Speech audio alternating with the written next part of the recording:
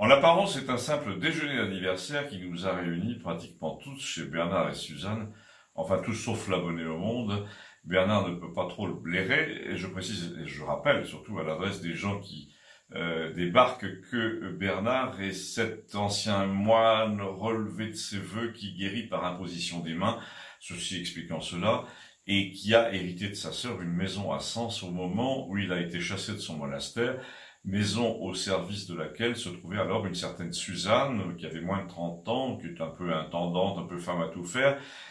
et qui paraissait à première vue assez homasse, et qu'il n'a pas licencié en arrivant, au contraire, il l'a gardé à son service comme secrétaire médical, enfin si on peut dire, puisqu'il est guérisseur, mais dès le début, elle est tombée plus ou moins amoureuse de lui, plutôt plus que moins d'ailleurs, et ils ont vécu ensemble en parallèle,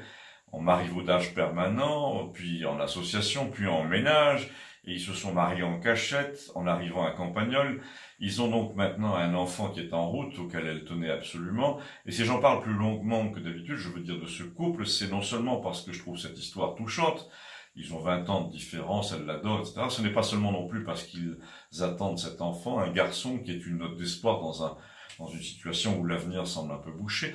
mais c'est aussi parce que Bernard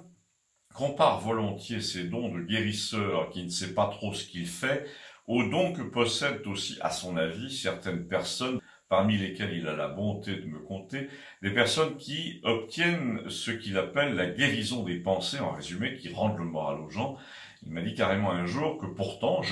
moi, suis un agressif, énergique, hypertendu, aimant les sports violents, le risque, etc., mais que, toutefois, j'aurais, d'après lui, renoncé au côté destructeur, égoïste de cette énergie débordante pour me tourner vers la patience et la bienveillance, au moins envers les faibles et les humbles.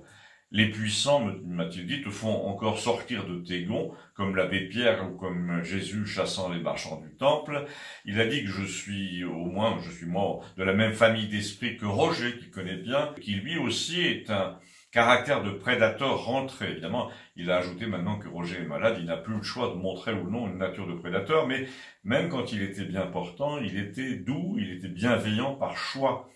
Il peut être ému aux larmes par une vache qui gémit, il parle aux chevaux pendant qu'il leur donne à boire,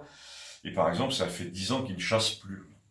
Et ça fait aussi 10 ans qu'il connaît Fred, a-t-il ajouté, en désignant ce Fred qui était là. Fred, c'est ce garçon de 50 ans, assez sombre, assez baraqué,